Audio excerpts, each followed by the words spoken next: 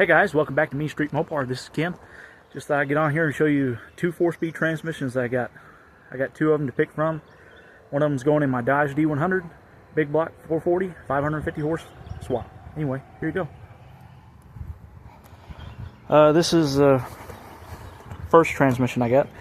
It's a 1967 model transmission. It's mid-year 67, so it looks to be too early to be a 68, but mid-year 67. The reason I say it's too early to be 68 because in 67 they had in 68 model year they switched to the big bearing retainer on the front of the 18 spline transmission. This is the small bearing retainer which they used in 67 model year.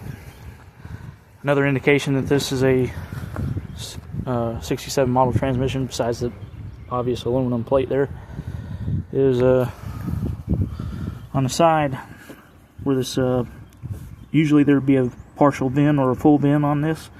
Being a 67, there is no VIN. It has the part number for the transmission and the $10,000 day calendar date for 67, but no VIN.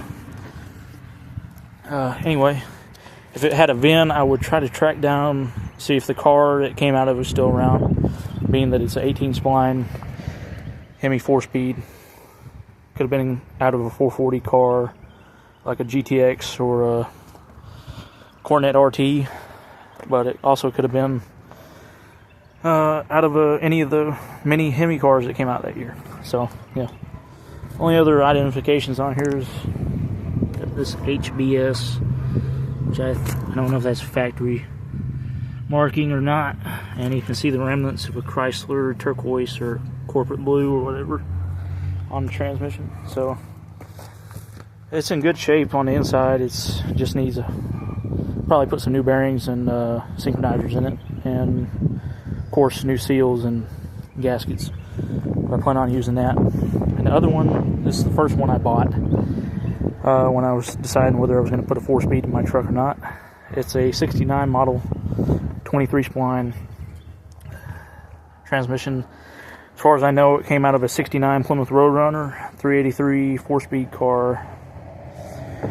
This one also has a little pad on there, but it has a partial VIN, which I think is out of a, indicates it's a 69 model. A little bit of research I did, it showed, it's possibly a 69 model transmission, but because it only has a partial VIN, I don't know whether it came out of a Roadrunner or Super B or what. But yeah.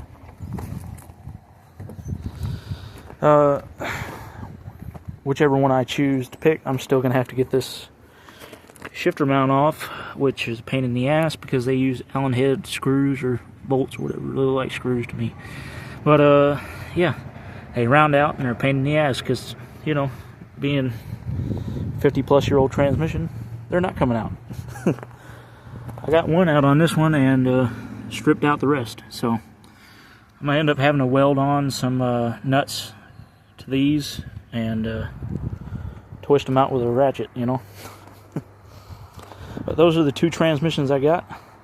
Also got a Lakewood scatter shield because I'm planning on going drag racing, and I kind of don't want a clutch exploding and taking out my floor pan or destroying the back of my engine block. So there you go. That's my Lakewood scatter shield and mid plate for a big block. I also got shifter and shifter linkage out of a mid-80s Dodge D100 or D150 with a slant 6 or 4-speed. That's the correct shifter mount for what I need. I also have the transmission tunnel cover for the shifter. I was mistaken in thinking that the transmission tunnel was the same for an automatic and a 4-speed because of that fiberglass tunnel thing there, but they're not.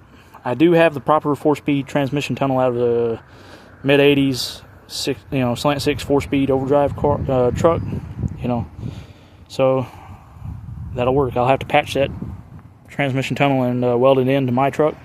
But anyway, that's everything except for, of course, the transmission tunnel, and I need a clutch and a flywheel.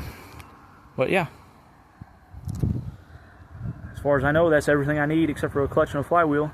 I have the clutch linkage and clutch pedals for a truck. I also have a manual steering column out of a mid-80s truck too. So I got everything but a clutch and a flywheel. Anyway, see y'all guys later on Mean Street Mopar. Please, if you can, like, share, and subscribe. I'm trying to get 500 subscribers to go to No Name Nationals this year. I'm kind of close, but I still need about 165 more. If you can help me, I'd really appreciate that. Anyway, see y'all guys later on Mean Street Mopar.